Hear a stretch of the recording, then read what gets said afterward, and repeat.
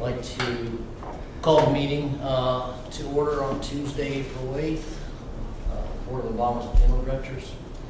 Roll call. Robert Wasco? Yes, here. Thomas Fleming? Yes. Mary Boyer? Here. Linda Betzer? Here. Thomas Tanner? Here. I'd like to move items on the agenda just in case we do get visitors coming in, but I'd like to take item 4.02 and address that first. I'll fill you briefly, and Vanessa can fill you more probably. Got a call yesterday afternoon. Channel 4 News is interviewing Mr. Edwards today regarding the alkaline hydrolysis process and so forth. And they called you? They did. I was still here later last evening, and they called. If you open up that item, I moved it up, so some of you may still show 4.02. Some it might come up as 1.02, so it appears where it showed on the agenda. There was a story on NPR Radio, WOSU, done by Debbie Holmes. I've attached that in the documents here. It's got a picture of Mr. Edwards. The story was about the new bill, alkaline hydrolysis, that's been introduced by Representative Rutherford. And since this story, apparently Channel 4 now is interested in doing a story as well, and they told me they would be interviewing Mr. Edwards this morning. In both cases, what the media individuals have looked for, both WOSU and now Channel 4, is what is the board's position? So, as far as the WOSU radio, I was clear that we have not really developed a position. Our position would just be that we would be ready to regulate should the legislature put that in place. But I do think that Channel 4 may show up today to our meeting because they said they would be down interviewing Mr. Edwards today and knew that we had this on our agenda. I was clear to them that it was on our agenda mostly just as me providing information to the board. Morning. Morning. Welcome to seats right over to Linda. If you're licensees in here for continuing education hours, no. So we brought the item on the agenda to give you more information about the bill, and it's still in committee. There's additional testimony that will probably be scheduled in the future. I have reached out to Representative Rutherford's office, and they are supposed to be scheduling a meeting with me sometime this week. They were not available due to their spring break for some time. I think one of the questions that they mentioned to Vanessa last night was what our position on it is, and I just want to be in agreement. We had some discussion on that. We need to do that. But at this point, my feeling is we're neutral on it, and our position is just to regulate it and to protect the consumers of anything that happens with it if it does proceed to go on. Well, that would not be my vote. I would say I was in favor of it. Well, I'm not saying you're saying you personally or we as the board. That's what I want to know. I'm saying as a member of the board, my vote would be to vote in favor of supporting this. Mr. Chairman, it would be my position that as long as this is safe, the more options, the better. It's better for the consumer. Mr. Boyer or Mr. Wasco, do you have a view on this? My view is that I wanted to see the legislature help us put this into our statute so we can regulate it. So my personal view doesn't matter whether I'm in favor of this or not, whether I would have that as a final disposition of my body. Well, I don't think that's the question. The question is what's our position as a board? So as a board member, you would support this? I have, yeah. We need to regulate it, so we need to have some language. I agree. You know? And we were there almost, and Yes. And it didn't get through. it didn't go through. Right. So I wouldn't vote for taking a position that says we're neutral. I do know the Board of Health has always had on the permit other disposition. I always wondered what other meant. So possibly this is the other form of disposition. No, and you never know if legislation goes through, it may be listed on there as a form of disposition too.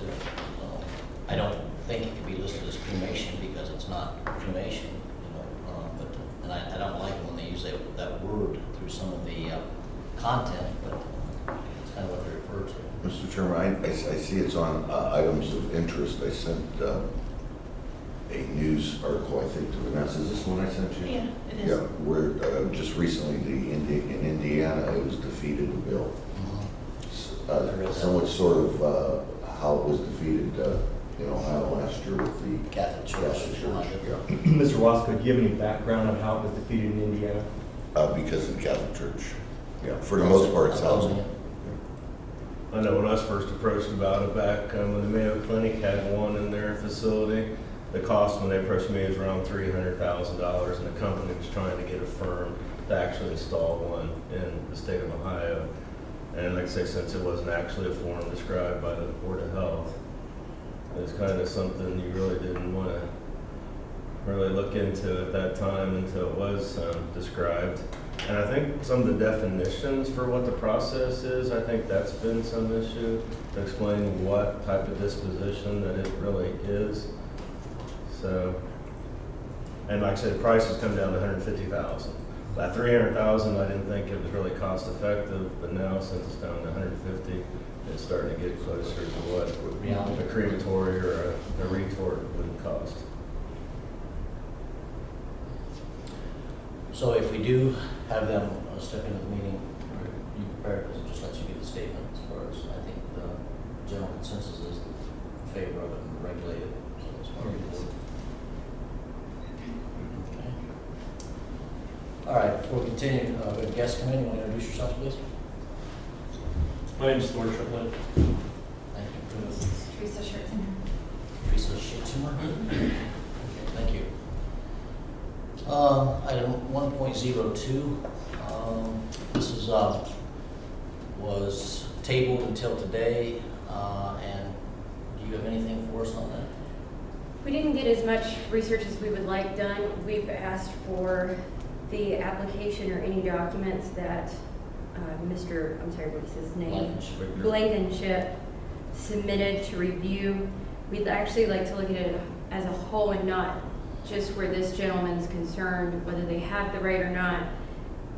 But I will say that the code says that if the applicant has satisfactorily completed at least 1 year of apprenticeship under an embalmer license in this state and has assisted that person embalming at least 25 dead human bodies, upon receiving satisfactory evidence verified by oath that the applicant meets all the requirements of Division A of this section, the board shall issue the applicant an embalmer license.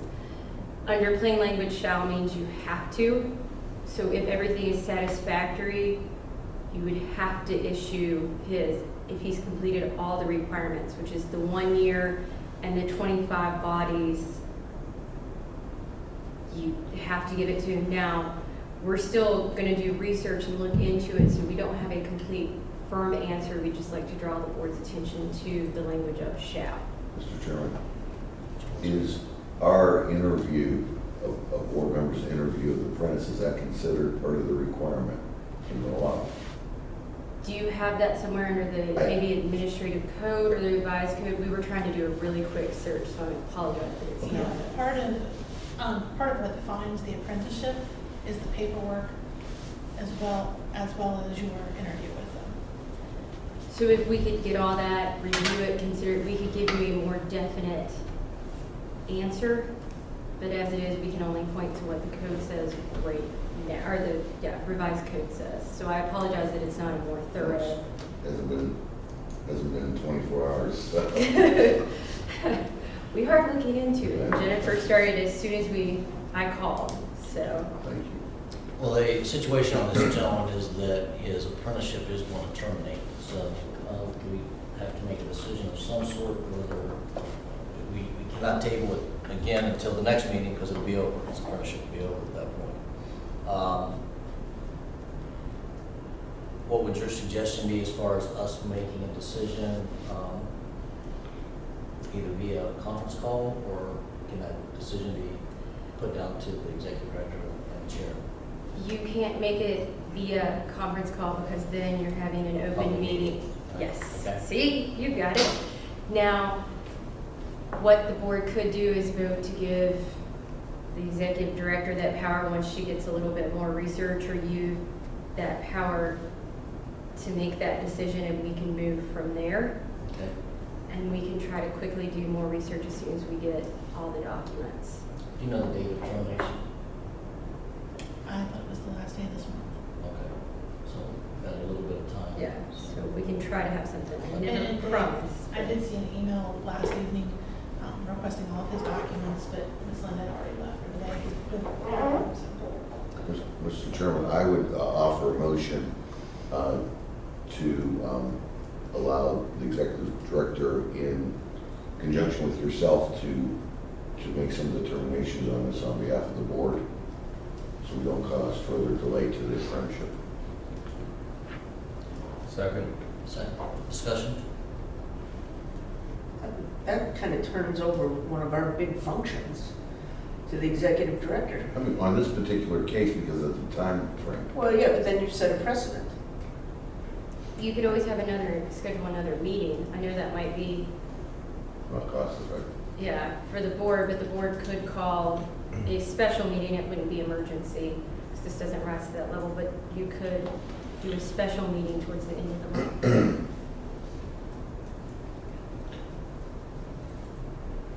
Well, my motion, let's see what happens with my motion, because then I'll have another motion.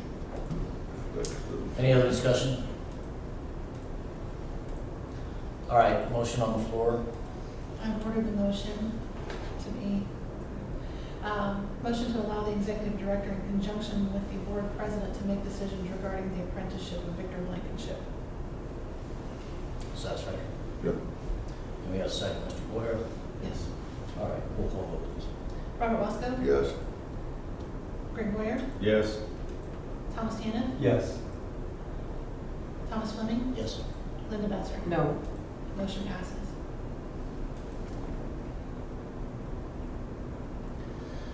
Okay, Summer, just stay in touch with us regarding what your findings are. Go from there. Yes, definitely. Item 2.01 on the agenda, continuing education programs.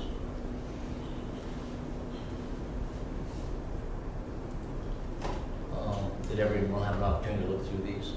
The very first one, we are actually recommending a denial of this program. It is actually, the program covers the history of Alcoholics Anonymous, differentiating AA from medical models, and referral to a 12-step fellowship and spiritual leadership program. We are recommending the denial on the basis that the program has not subject matter that is integral related to embalming or funeral directing. But that is your choice. But in the past, a similar program like this was denied by the board. Balin requested, and some one of the districts or another requested. I see Balin and Associates are the sponsor. They're the ones that requested. Who are they? You ever hear of them? They identify themselves as a program provider.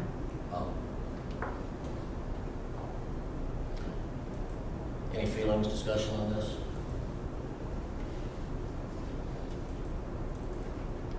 Could I have a motion for denial? So moved. Second? Second. Any further discussion? All those in favor? Aye. Aye. Opposed? Okay, thank you. Item 2.02, individual licenses, applications.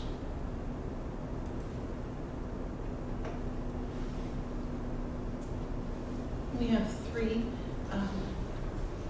programs to approve for one individual who took the programs out of state, and so therefore has 30 days to get the approval after. She's within that time frame. She is. 3/9, 3/10. I make a motion to approve.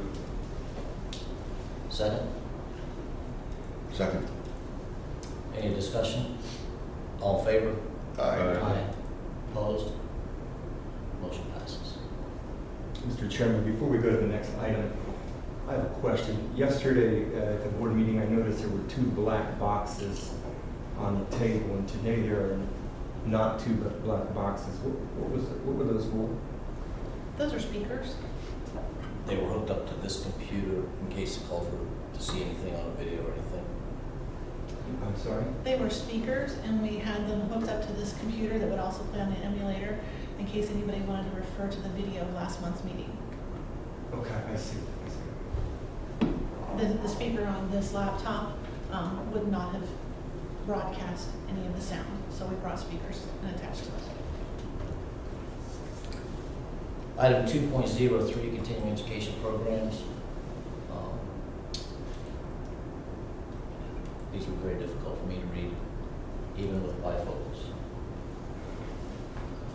Mr. Chairman, based on the review of these, I make a motion to approve. Second. Any discussion? All in favor? Aye. Opposed? Motion passes. Okay. Pre-need reports, 3.01. Licensee that were late in filing their annual pre-need reports, first offenses. Just to give a little bit of background, the annual pre-need report was uploaded and added to the website as a template for anybody to pull down and to provide their report. A copy of it was also sent to each actively licensed funeral home. Those reports were sent out right before the Labor Day holiday, they were sent out right after the first of the year, and giving them 3 months to respond as well. The report can be found on Word docs as well if you look into the documents on the left side of the screen and forms. The first group of individuals that were presenting to you were late in filing, and it's their first offense, meaning that we did not receive their report by the 30th of March as required by law. Nor did we, in this case, we did receive them. When we get to the other ones that we haven't received at all, we've not received back any information from the funeral home, like that they're no longer there or the form coming back either. We also published this, that they are due the 30th of March on our website, also on our Facebook page. It's also on a magnet that we hand out when we go to all of the conferences as an important date to make sure you file your annual pre-need report. And it's included in information that goes out in master's trainings and other pieces. I believe the associations make reference to it as well. They also published it in their quarterly magazine, and they also sent out email blasts to all of their members and had it posted on their website as well. So the first group that you have to consider, we do have their reports. There are 41 of them, but they were not here by the 30th of March. But they are all in right now? These 41 are in, yes, And but we're late. Last year, I brought a copy of that section of the minutes from last year. Those same and similar individuals last year, you ordered a violation and issued a forfeiture of $500, and then also went on to instruct the executive director and the board president could potentially settle the cases.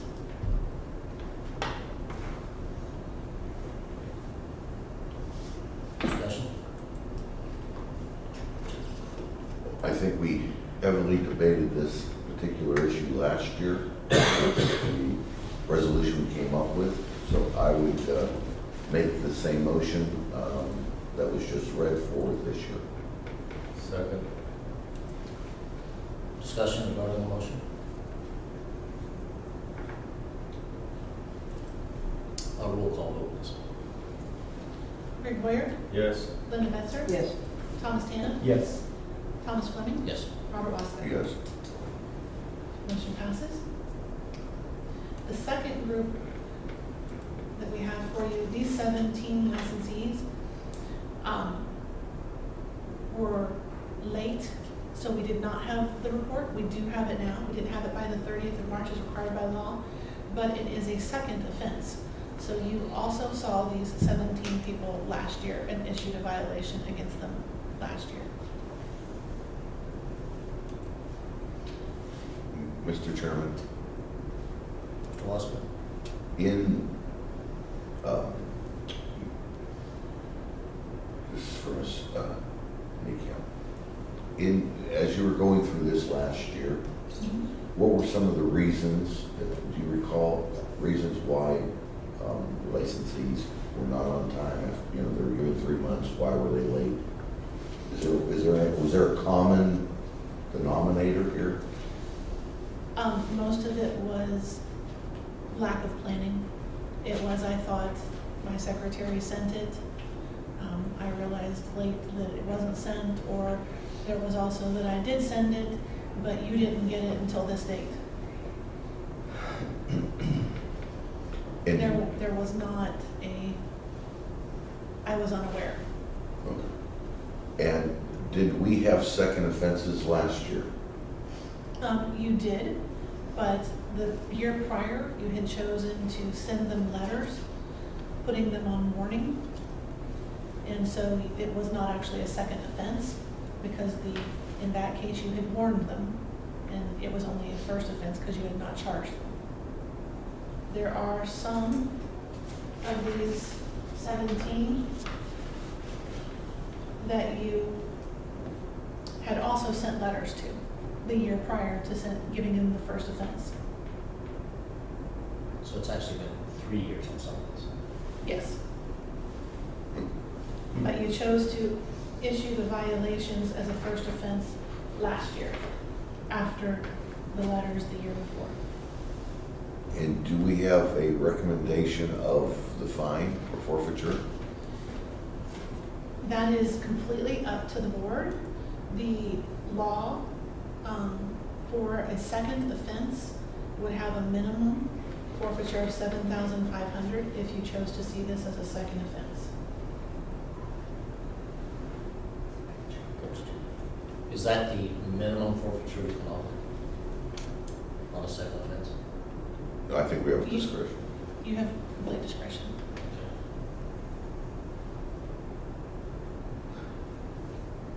Obviously, these are 2 years in a row for some of these, 3 years in a row for some of these.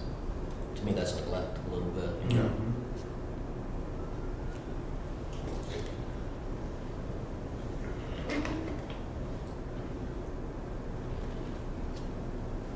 A first offense, it states in statute you can go from 500 to 5,000.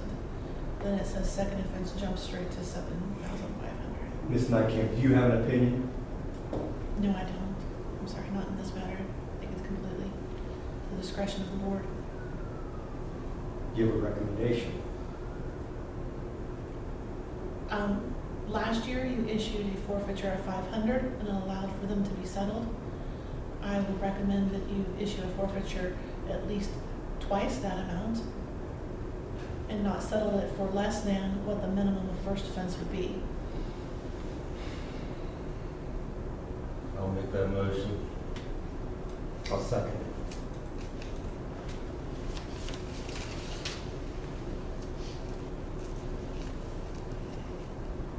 Does the motion also include allowing Vanessa to go ahead and settle these? Yes. Further discussion? Roll call vote, please. I'm just adding in the executive director part, okay?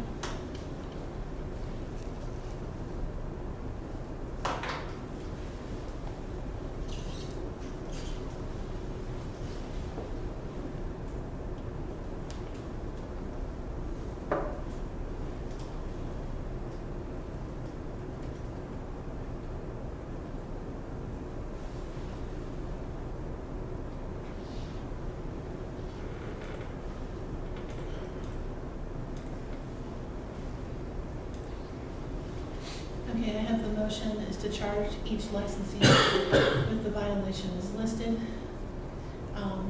In order to pay a forfeiture in the amount of $1,000, licensee may request a hearing instead, and the executive director in conjunction with the board president may settle the cases. Correct. Any further discussion? Roll call vote, please. Mr. Tannen? Yes. Ms. Spencer? Yes. Mr. Fleming? Yes. Mr. Boyer? Yes. Mr. Wasco? Yes. Motion passes. 3.03, licensees that failed to file their annual pre-need report. These 33 licensees have not filed an annual pre-need report as of this date. And it would be a first offense for these 33. All 33 are first offenses? First offense as in that you did not charge them last year. Some of them have had letters in the past. So for some of them, it's not the first time they left. Correct. But in the past, Or you had chose to give them a warning, and then last year you chose to, no more warnings, you issued a violation. So they were not part of the ones last year. The second offense is now below that. Mr. Chairman. Mr. Wasco? Mr. Nakam, the last year, what was the number of licensees that did not respond or did not submit pre-need? And what was, if you have the resolution to that? Last year, If you can recall. right, no, I have the motion that you did last year here. There were 27, looks like, last year. The board issued a violation of 4717 for failing 4.14A4 for failing to file the annual pre-need report, and issued an opportunity for a hearing. And that was then and would be my recommendation now. Should you choose to issue a forfeiture to these people, they could potentially pay the forfeiture and never provide you the report. And those pre-need reports are very useful to us as we inspect the funeral homes and audit the pre-need files. So the only tool that you have, I guess, in your toolbox is to issue an opportunity for a hearing to guarantee that we do get the report. And from last year, what were the results? Did we receive all the reports? We did, and we settled the cases, So all of them? except for one yesterday that we That's- received late. But we did receive it, yes. We did end up receiving all of them and settling them. So we received one yesterday from last year, No. No, Except for no, that case. a case yesterday. the case yesterday. That case was not settled. Okay, so We did get therefore the we. report, but it was not settled. Okay, we did get the report. Okay, so every licensee in the state of Ohio, every facility in the state of Ohio did file a report last year, eventually. Yes. Okay. And for my own education, how many are we talking about statewide? 33. 33 that. No, it- total licenses. Oh, 1,300.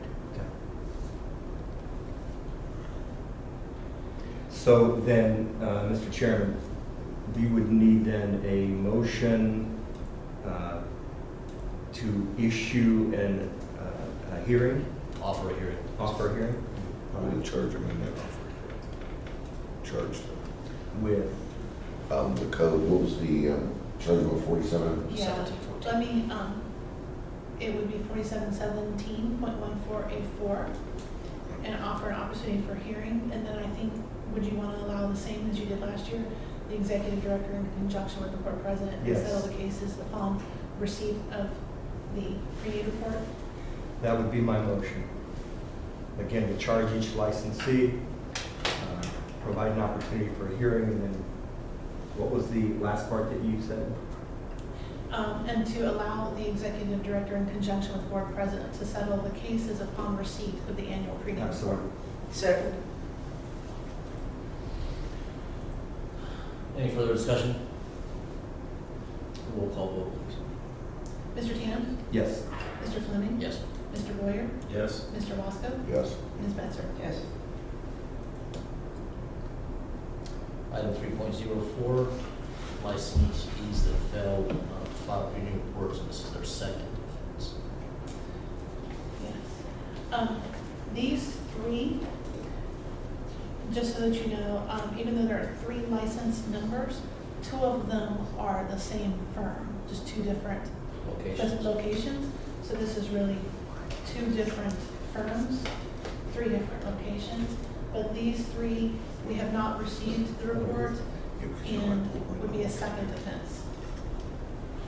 Does the same apply as far as us receiving those reports? We would have to offer them a hearing? Yes.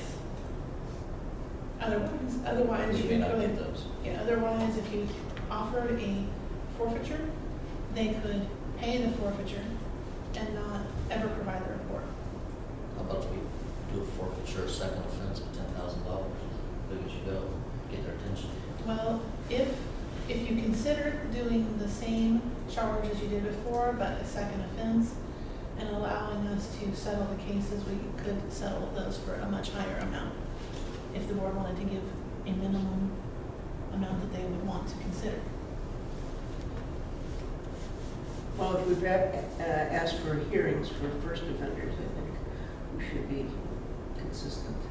Hearings for the People who second really thumb their offenders. noses at this duty. So I would move that we charge each of these licensees and give them an opportunity for a hearing and delegate the power to the board president and the executive director to settle the cases. Second. Further discussion? Just one discussion, limited in that motion about the minimum settlement or not? Just let them, they understand. Okay. Yeah. Roll call vote, please. Ms. Besser? Yes. Mr. Boyer? Yes. Mr. Tannen? Yes. Mr. Voska? Yes. Mr. Fleming? Yes. Motion passes.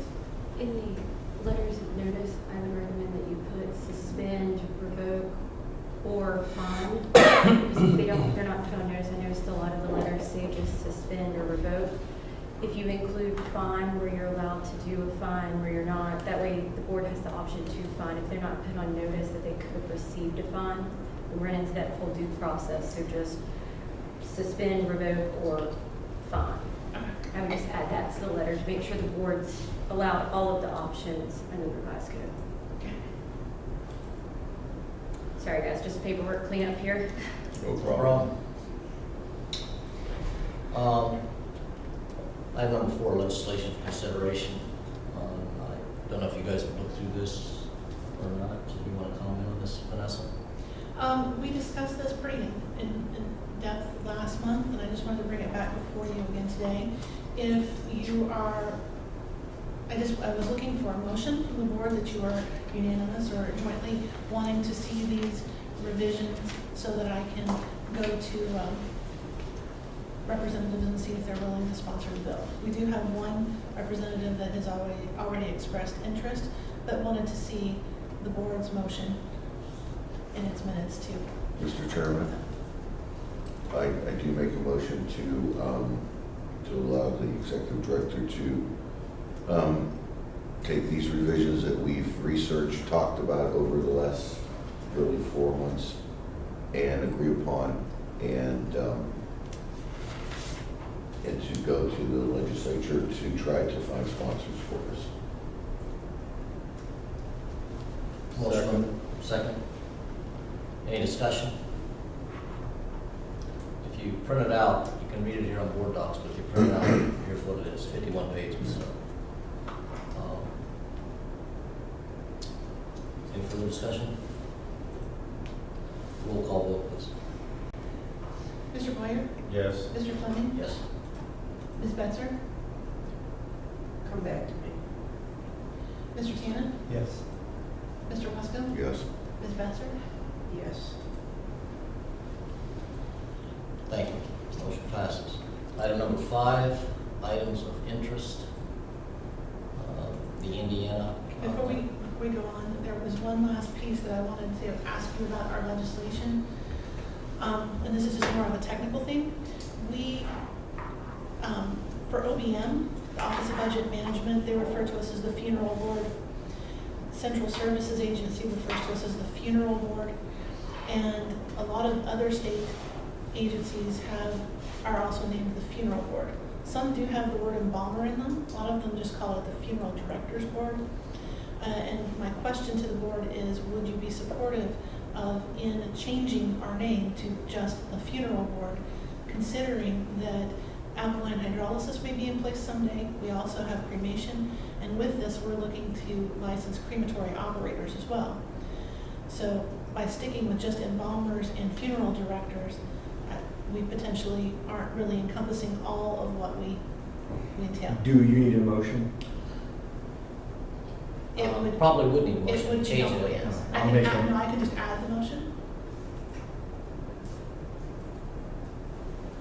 So motion to seek legislative name change. Yeah, I like the simplification. Can we include the word industry, funeral industry, or? I, I would let's, keep let's that let's get a simple. second, if we could, then go for discussion. Yes. Is there a second for this? Second. Okay, discussion. Mr. Wasko? No discussion. No, I agree with you in what you said there prior. But keeping it simple, that we're trying to do this to keep it simple anyway, so why? Right. But if you do the funeral industry, that puts all those things under there, where you just say the funeral board, they might feel it's just funeral directors only, or funeral homes But they're only. still gonna call us the funeral board. That's fine, but the general public is what we're seeing. We don't have the power to regulate cemeteries, which is part of the industry. And private funeral stores and things like that. Part of it too is I believe it would be easier for consumers to find us. And instead of having to know that they need to put the word embalmers in first. Yeah, That's probably the best point. yeah. So I have, I'm fine, I don't have any okay, I comment. had the motion by Mr. Tanis and seconded by Ms. Betzer to seek legislative name change from the Board of Embalmers and Funeral Directors to the Funeral Board. Ready for vote? Any further discussion? Roll call. Mr. Boyer? Yes. Mr. Tanis? Yes. Mr. Wasco? Yes. Ms. Betzer? Yes. Mr. Fleming? Yes. Anything else? No, I'm sorry. Item 5.01, the Indiana alkaline hydrolysis bill, which we briefly talked about. You guys had a chance to read that. It was just saying where the bill was introduced in Indiana and it wasn't defeated.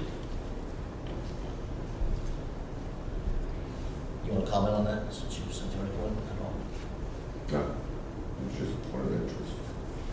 Item 5.02, funeral director in the state of Indiana that's being suspended over an infant death's remains. Yes, in this case, it's very sad, but the funeral home actually attempted to hide the deceased infants in the ceiling of the funeral home when the state inspector came to inspect, Oh, jeez. What was the purpose of hiding? because they had not taken the action that they were supposed to with the infants. I think they were supposed to have been already, Disposition? disposition, which should have already occurred. Was, I, not reading that article, was the disposition cremation or burial? It was cremation. It was cremation. What was the time frame? For the article or? No, for the time of death to, If you know. The Yeah. article doesn't tell us. Yeah. doesn't, okay. It doesn't tell us. It only tells us when the inspector went in to inspect and found it. Another point of interest. Glad it's in Indiana. May I ask a question? Is it harder to deal with infants? Sorry, not to be too, Sometimes not so much necessarily infants, but stillbirths. It's a different death certificate. It's not Okay. to do, but it's still not that difficult, to get it out of file. oh, okay. Sorry, thank you. It's important to know though. Item 5.03, the funeral in Michigan embezzlement case. I just brought this to your attention because they're calling it embezzlement. We usually call it misappropriation of pre-need. But there is a new trial being sought for a funeral home who, as they're using the word embezzled funds. So just giving you more information about misappropriation of pre-need going on in our adjacent state. In this case, it says that he is facing 26 felony counts. They use the word embezzlement because he's the co-owner. So he also defrauded his partner. Okay. And we could have very similar cases. We've not seen them go that direction yet, but we have had misappropriation of pre-need cases where there are multiple partners. The next one is Arkansas. For the last 2 months, I've brought you some information about what was happening in Arkansas. Arkansas had closed down a funeral home, and they went in and found numerous deceased individuals stacked that had not been cremated and properly disposed. So this is just showing you that Arkansas is proposing legislation changes to provide more oversight of the funeral industry. And there's another case, 5.05. This is in Oklahoma, and this is another embezzlement case. This is $75,000 for 28 families who prepaid for funeral services.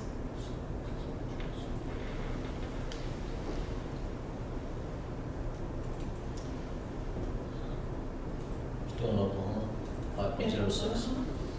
And 5.06.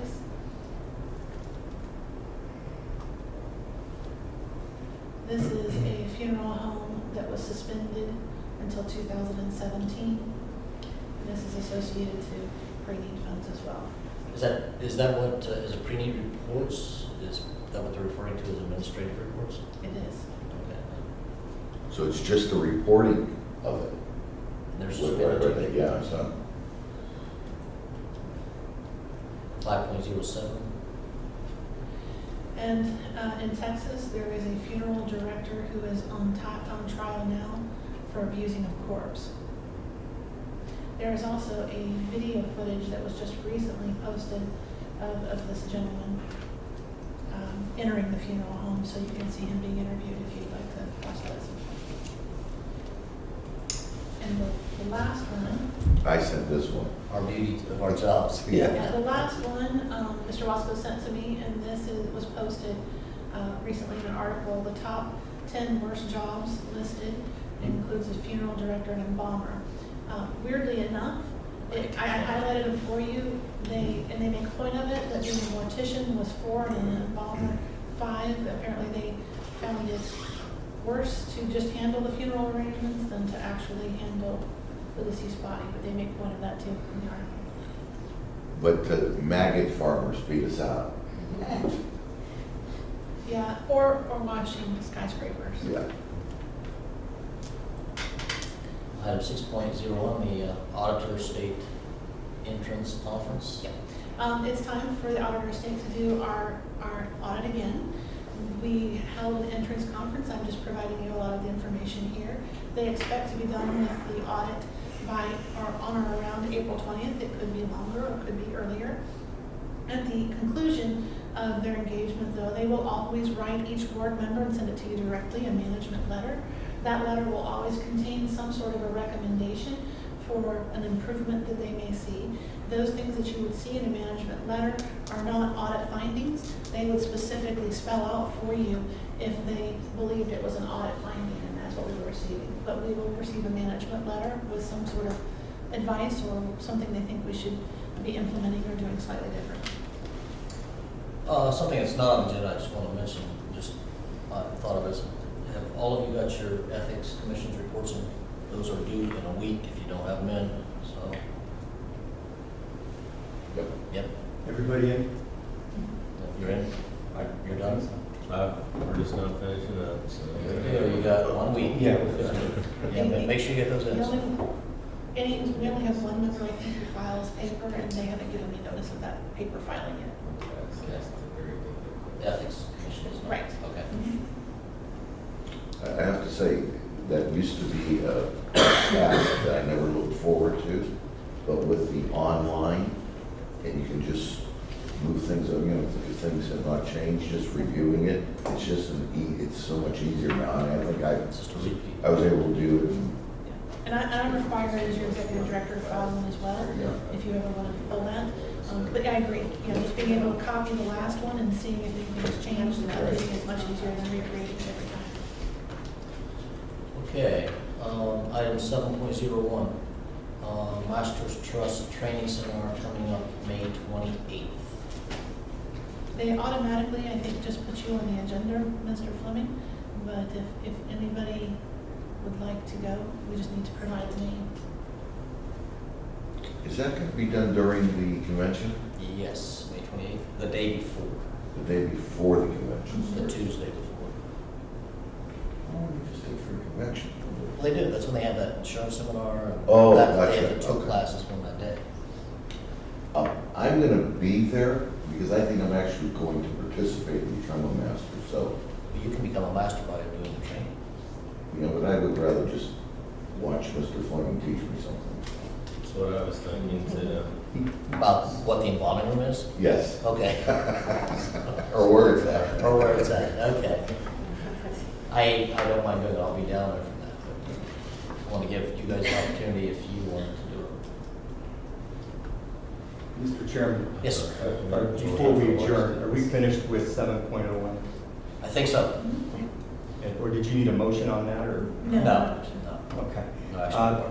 Before we adjourn, recently it came to my attention that our executive director had a meeting with the Attorney General's office.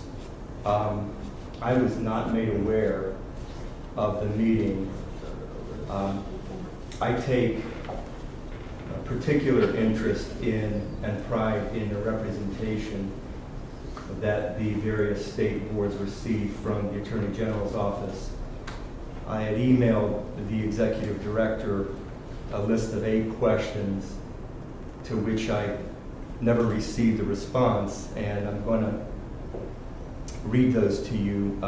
First and foremost, it was my understanding that our executive director had arranged a meeting with Susan Walker's supervisor.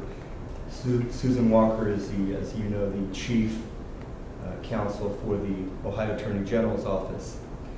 And it was my understanding that there had been issues regarding dissatisfaction with this board with the previous Assistant Attorney General's office.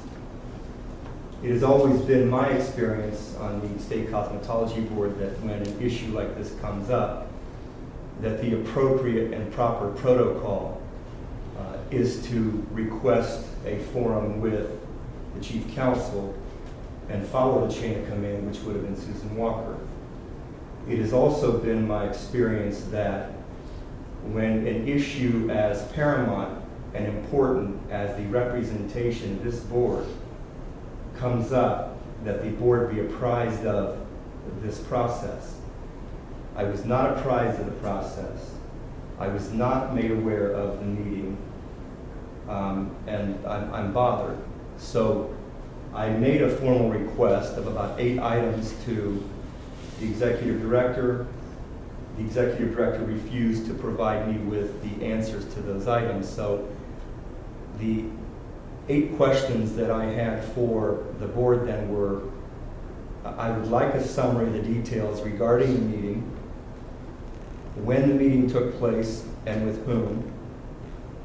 I'd like also a written answer from the executive director as to why protocol was not followed in meeting with Ms. Walker, the section chief, what took place at the meeting, why this was not brought up at our last board meeting, why I was not apprised of this meeting, and who attended this meeting. I also would like to be provided with a copy of any and all documentation that the executive director brought. Further, I'd like an answer as to why there was no report before the meeting and why there was no report after the meeting. Thank you, Mr. Chairman. Yes, Mr. Stanoff. That's all. Thank you. Any further comment? Just that I'd like to clarify that I did respond to Mr. Taniff, letting him know that I could not respond to him as it'd be a violation of the Open Meetings Act, since I had already discussed same and similar issue with 3 of the licensed members of this board, and by including him, it would form a quorum of the board, and should be, if he wants to discuss it here, we could discuss it here, but it would not be something that I could then also include another member of the board without circumventing the Sunshine Law. And Mr. Chairman, that's why I have now brought these issues once again back up in front of the open board in a public meeting. And these 8 or 9 questions and inquiries were submitted to the executive director, so I expect a written response after today. Can I respond to right after today? Yes, there's actually a couple of things. Even if you had discussions with just 3 of the board meetings, that would have been a violation. More than one board member can be, unless it's just you sending out a blast email. The second issue, if it is just to you and Mr. Tanev kind of discussing this off to the side, that is allowed. You can CC counsel on that if you'd like to make sure that nothing's violated, no limits, and we can step in and say, okay guys, we're kind of going outside the scope. And I'm fine with answering the questions here, if you're. I would love to hear the answers to those questions. If I could continue, I would have loved to have been at that meeting, but I didn't know about it. And then when you said that you couldn't answer my questions because of the round table issue, I then sent you directly an email alone. Right, and that's why I told you. And then you chose still, even when I sent you directly those questions, you still chose not to answer. So what I would prefer, Well, because let again, me what I prefer, explain. ma'am, please, I have the floor. Okay. For clarification, you are not a board member. You are the executive director. This is a board meeting. It is not a board hearing. If you wish to be heard, that is at the discretion of the board and the discretion of the chairman. What I would like, Mr. Chairman, is for the executive director to provide me with a written response to my questions so that we have a good record and also a copy of all the documentation that she brought to that meeting. Linda said you said you would like to hear those answers. I'd like to hear the answers right now, but I think the documentation is very important, and I think that should be sent to each Well, of us. in addition, then, if she wants to answer those questions, that's fine, but I also want written answers to my questions. That's fine too, but I'm probably not going to get that since, we're not licensed members. So I would like to at least hear the answers now. Well, she says something too, and I think as most of us know, you're being a new member, Mr. Tanev, no, but there's been a strong, and Summer's not even been involved in this because she's new to our board, just been a strong history with Susan Walker. So there's a lot of other issues that are behind all this, that the ones that have been here for 3 or 4 or 5 years now. So. Well, I've had a good relationship with Susan Walker and the AG's office over the years. I understand that, but you And were coming from a different board. Because I'm a new board member, I think it was of particular interest that I be involved and apprised of what was going on. Wasn't there a discussion in the As a meeting? lawyer, to keep me in the dark on this board, it bothers me. I thought there was a request about 2 meetings ago that you asked Vanessa to go and seek advice from the Attorney General's office in this meeting, in this forum. Say that again? About 2 meetings ago, I thought when we were having a discussion about the AG's office, that you had directed Vanessa to go have a conversation with the AG's office. If she had an issue with the previous Assistant Attorney General, I instructed her to contact Susan Walker. But when the previous Assistant Attorney General was removed from representation of this board, I thought it was a moot issue. Why then it continued is still baffling me. I'm not sure I heard that it was said for her to speak to Susan Walker, but to have a conversation with Attorney Generals. That's how I remember the meeting. I understood that issue was moot when the previous AAG was gone. But if the issue was going to continue to be pursued, I wanted to know about it. That's it. I don't think I'm asking or being any unreasonable with my request. Mr. Chairman, just to clarify, because I was actually in the meeting, your statement, which I was very happy with, you said go over Susan Walker's head, Mhm. and you mentioned a name for Vanessa to contact, who would then have a connection to someone that Susan Walker answers. Because No, I suggested that she contact Susan Walker. that's not how I understood it, though. Yeah, because I never heard of the gentleman that she met with. I didn't even know until I found out last week that she met with a gentleman by the name, is it Faulkner? Fulkerson. Folkston? Fulkerson. Fulkerson. I never even heard of that person. I don't know who that person is.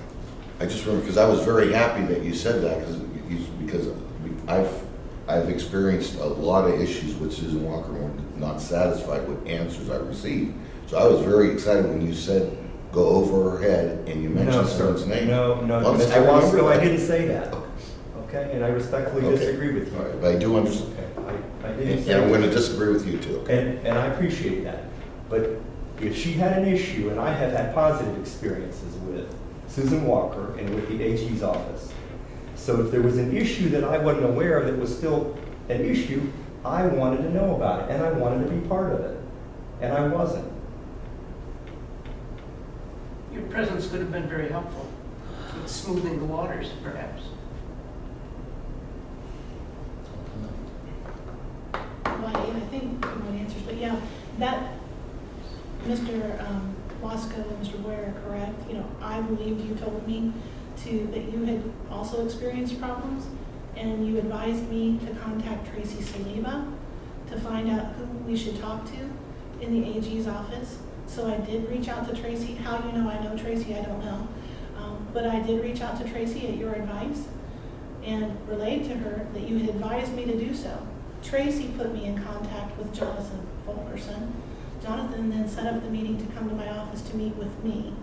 I then asked the other officers of the board for their input as to what they wanted relayed, having been experienced at the board before me. My understanding was that there was concerns with Susan Walker before I actually started with the board.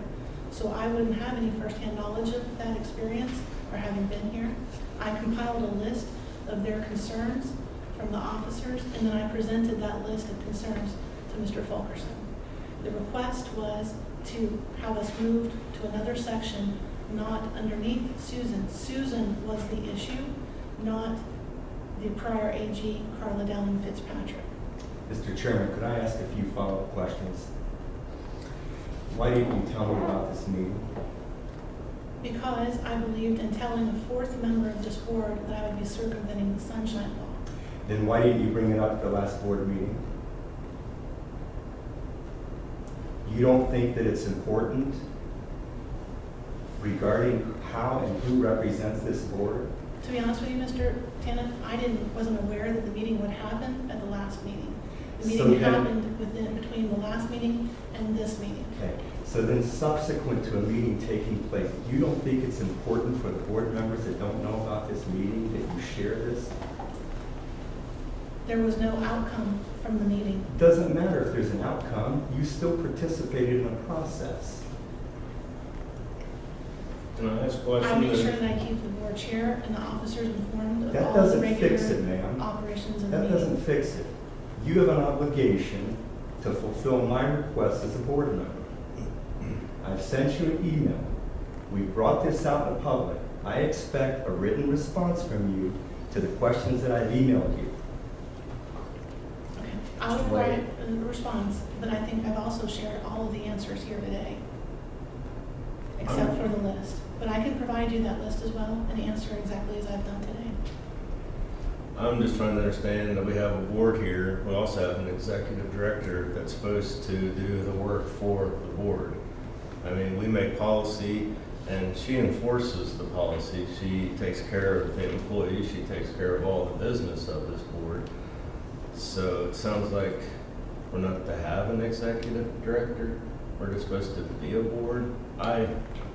Once you delegate powers to somebody, it gives them the ability to do the business of the board and to make daily decisions upon the board. Mr. Boyer, would you agree that probably one of the most important roles of this funeral board is to make sure that we have good representation? I'm not here to micromanage. I have my own business, my own operation, and once I delegate the authority and the power, I feel it's not for me to All right, let me ask you another. micromanage. I'm assuming in your business that you have an attorney that you work with. I have friends who are attorneys and judges. I haven't had to seek an attorney for advice or representation. In your business, you've never in your business had to seek a No, lawyer. no. All right, well, it's my opinion that, for example, if a company or board or a husband and wife goes to see a lawyer, the husband doesn't go without the wife if they need mutual representation. They both go together. So what we have here are 5 board members. Me being a lawyer, I think it's important. I think it's really, really important how the representation process works for this board. I think we do have good representation. I do too. Okay, and I also think she was following up on your request. She didn't follow up and provide me with information as to why that meeting was taking place. If it was a moot issue and the previous AAG was gone, why was there then a continuing need for a meeting? May I respond? You may. I was never aware or instructed that the issue was the prior AAG. The discussion was Susan Walker. Susan The Walker direction I doesn't was represent given- this board. Excuse me, I'm sorry. She's I was- not She has the here. floor. I have the floor right now. The direction you gave me was to contact Tracy Saliba. The discussion was Susan Walker, was not Carla Dowling Fitzpatrick. I then followed that instruction and contacted Tracy Saliba. I did mention to you at the January meeting, not in the open meeting of the board, that I had contacted Tracy. Why didn't you tell me that you scheduled a meeting with Susan Walker or her boss? I was doing as you had instructed to do, and when the meeting was set up by John Fulkerson, I attended to the meeting. I did not include all of the board members, and I followed up with before and after the board officers of the board to relay their concerns. Did you report back to me what happened with that meeting? No, I reported back to the board officers what happened at that meeting. Mr. Chairman, Mr. Walsh, Do you realize also, ma'am, that if the issue of legal representation comes up, that you could have asked for an executive session? No, You don't know that. no. You're not aware I of don't that. agree with that. You don't agree with it, but you are aware that boards can have an executive session regarding the representation that they're getting or not getting. No, I'm not aware that they can do that. That would be discussing general counsel questions, and that has to be done in the open meeting of the board. Mr. Walsh, Perhaps we could have our Assistant Attorney General follow up with us, and I certainly on the cosmetology board, we have had executive sessions regarding our representation, both from the Attorney General's office and in-house counsel. just one moment, someone, you have a question? yes, I'd like to end this conversation and give my, what I'm waiting for before I make a comment is the AG's office is going to get back to us on a series of issues that we've actually had problems with.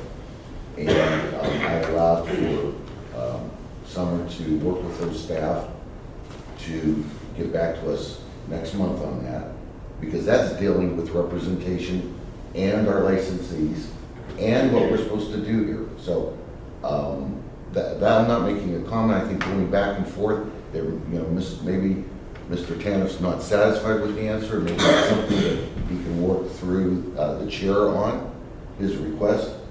But I think we need to get back to what's important. What's important is that a lot of these cases that we have on hold that haven't been dealt with, that we feel properly, or maybe they have, this is all going to hopefully get resolved by next month. And it was probably due to the meetings that we had with the Attorney General's office. That's my comment. And I make a motion to adjourn. Second. Mr. Chairman, I think someone, before you adjourned here, before we... Yeah, sorry. Hi. Just a minute. I got a motion on the floor, and I got a second. Any discussion? Yeah, I still don't have the answers to the questions. Okay. Roll call vote for adjournment, please. Mr. Chairman, is there someone scheduled to speak before the board? No. Okay. Mr. Fleming? Yes. Mr. Tannen? No. Ms. Betzer? No. Mr. Boyer? Yes. Mr. Wesco? Yes. Motion fails. Okay, not adjourned. Summer, did you have anything to say? Yeah, our office wanted to give out, Mr. Fulkerson did respond to an email from Mr. Fleming. My office has asked that I hand out a paper copy. Could you do that? Just, there's no need to discuss, I mean, we can, but no need to discuss. We just wanted to make sure that everybody had a copy. I believe Vanessa and Mr. Fleming already saw it. Mr. Chairman, could I have a moment to review this?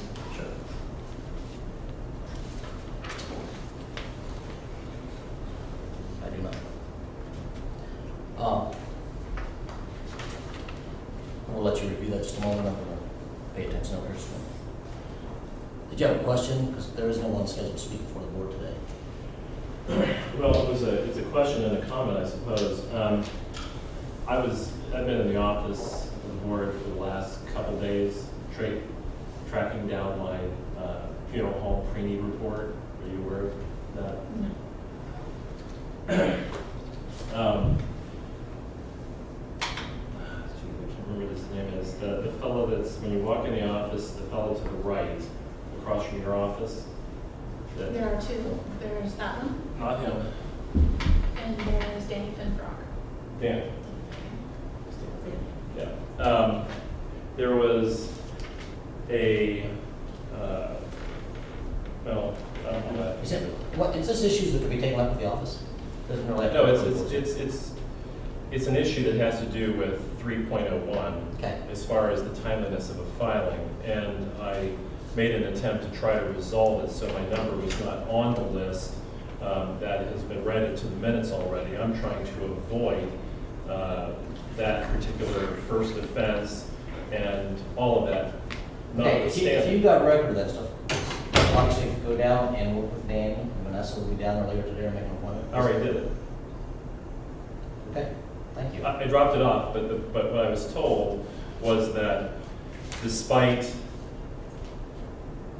I'm just going to give this to you. So despite the fact that I presented all the authority or the purposes and reasons behind why the report had not been filed, there's the certified mail filing that was returned and postmarked on the 16th of March. But, you know, it was, I'm trying to avoid the first offense concept. I don't want to be on the list that's been put on the web as being not done in a timely fashion. He suggested to me that the way this would work out is that I would get a letter in the mail saying that it was not filed timely and that I would have to basically prepare a response and, you know, and then there would be a hearing regarding, you know, the timeliness of the filing and whether I had any merits to stand on. And he encouraged me not to come today to the hearing, and I just thought that was a bit odd, but I figured at least to advocate for myself, that's why I didn't fill out a speaker slip yesterday, but on reflection last night, I thought perhaps I should go ahead and bring my information anyway. As you just saw, the board gave her the authority to work with you and all the other persons on there, so.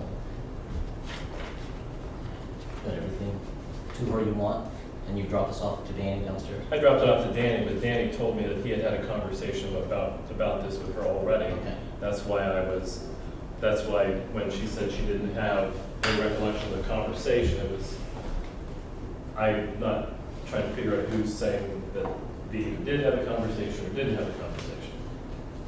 Thank you. Are you ready, Mr. Town? Did you look at it? Motion to adjourn. Oh, wait a minute, no.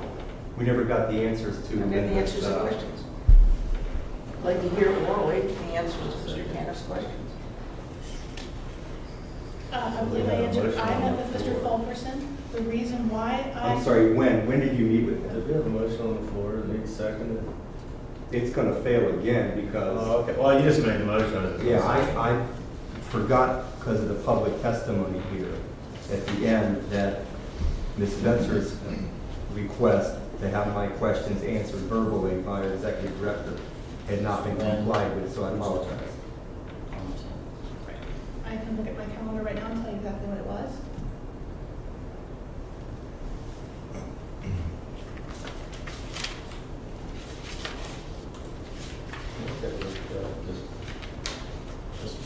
Everything is still on the schedule, so I'll look at that way you guys are doing.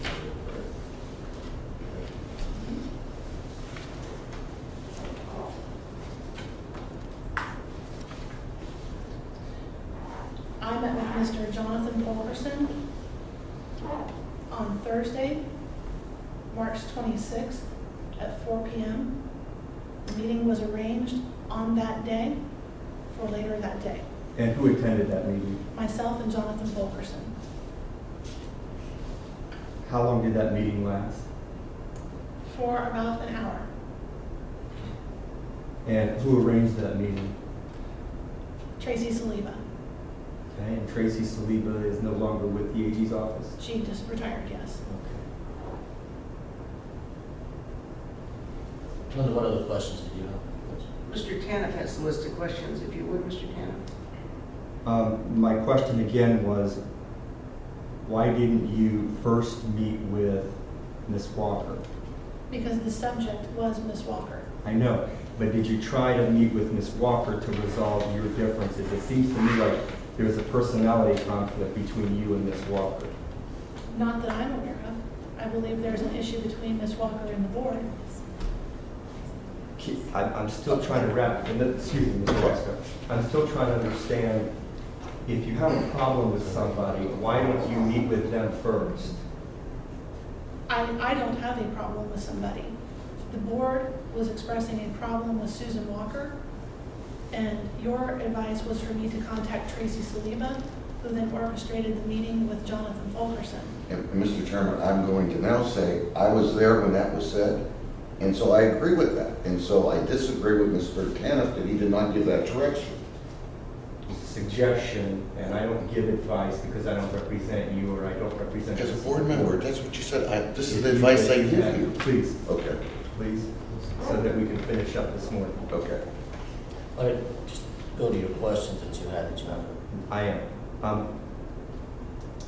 What took place at that meeting then, and was Ms. Walker there? No, she was not there. It was only, as I said before, between Jonathan Fulkerson and myself. And what took place at that meeting was a discussion about how to improve the relationships between the Attorney General's office and our board. Okay. Did you record that meeting? No. Okay. And can you share with this board what transpired at that meeting for 1 hour? We reviewed concerns that we've had with the monthly reports. We reviewed concerns that the board had had with Susan Walker and the prior memo that she had sent prior to me being here, instructing, I guess, whoever she sent the memo to not do as the funeral board had done, but to follow the advice of their AAG, which was the thing that had left them into litigation, and they lost a litigation and received a fine for an Open Meetings Act. Again, that was prior to me being here, but I shared the information that was provided to me by the board officers. And shared prior meeting that a prior president of the board, which was Robert Carter, myself, and Susan Walker had, and the minutes from that meeting with Susan Walker, and that the subject of that again was Susan Walker, and shared with them concerns about the cases that we currently have and the information that was provided, and provided pieces of those cases to him. He did not want the entire case files, so the pieces he took, I would be having to try to provide them to you, pull them from memory what he may have taken. There were just certain pieces that we made copies for and gave him. I could give you the entire case files, but those are available in Word docs for you to see now. And that was it. There was a lot of discussion about how to improve the relationship and where we might be able to go from there. Okay, so your problem was with Susan Walker, not with the previous AAG? My problem was not with Susan Walker. My understanding was the board officers had concern with continuing to be underneath Susan Walker's area. Okay. And that relationship was specifically related to Susan Walker and the board. For the record, is Susan Walker here today? No, she does not regularly attend Okay. our meetings. Is Susan Walker the attorney of record in any of the board's cases? Susan Walker is the supervisor of all of the attorneys. You're of not records. answering my question. Now, I'd like to get out of here this morning, but I don't have a problem staying all day. Well, address your Mr. Chairman, please. You said. Is Susan Walker the attorney of record on our cases? Susan Walker is the supervisor of every attorney of record. Is Susan Walker the attorney of record on our cases? If you're looking for a yes or no question, like you're cross-examining me, you're not going to get it. I'm I'm giving going you to the take answer that that as is a truthful. no. I'm going to take that as a no, that I Susan would- Walker is not the attorney of record. So since we didn't have the previous AAG representing this board anymore, I still don't understand why you have a problem with Susan Walker. Because Again, Susan Walker, let me finish. Because Susan Walker is not the attorney of record on any of our cases. She doesn't come to the board. She supervises the lawyers that represent us. So I still don't understand why you have a problem with Susan Walker. again, may I have the floor? Yes. Just to be clear for the record, I do not have a problem with Susan Walker. Nor But you do I stated have a earlier that problem. you didn't have a problem with Susan Walker. No, I did not. I said that I relayed the concerns of the board. I do not have a problem with Susan Walker, nor do I have a problem with any of our prior AAGs or current AAG. I still don't understand why a meeting was planned with Susan Walker's supervisor when the previous AAG that you had a problem with was removed. I think that was on your recommendation. That she go to Tracy. Why weren't we told about that meeting? I want to stop right now. Have the 8 questions which originally came up been addressed? No. And we're going into a lot of other questions and kind of like cross-examination. I'd like to hear the rest of the questions. Okay. You have the list. Well, I still don't know, again, why I wasn't told about the meeting. I still don't know why you didn't tell us about the meeting afterwards. That wasn't on the 8 questions. Let's It address them. actually is on the question. Okay, I wrote down one. All right. Yeah, it's number 6, why was I not apprised of the meeting? And finally, I had asked you for a copy of the documentation that you brought to that meeting, and I still don't have it. And to the best of my knowledge, I don't think anybody else on this board does, do they? Do you have documentation? I have a list of concerns. Okay. And I I'd like to see the list. Mr. Chairman, like I said, it seems to me like the fact that the previous AAG that the executive director or someone else on this board had a problem with was gone, and it was a moot issue. So I still can't understand why a meeting was scheduled with Susan Walker when we had a new AAG appointed who should be given an opportunity to prove herself or himself. I think that's been done. I don't understand still why we weren't told about the meeting before and after and what transpired. That's a pretty important thing about who represents this board and how they represent us. I don't have anything further. Mr. Watsky, you had something to say? Motion to adjourn. Second. All in favor? Aye. Aye. Thank you. I do want to say the monthly reports the last 2 or 3 months.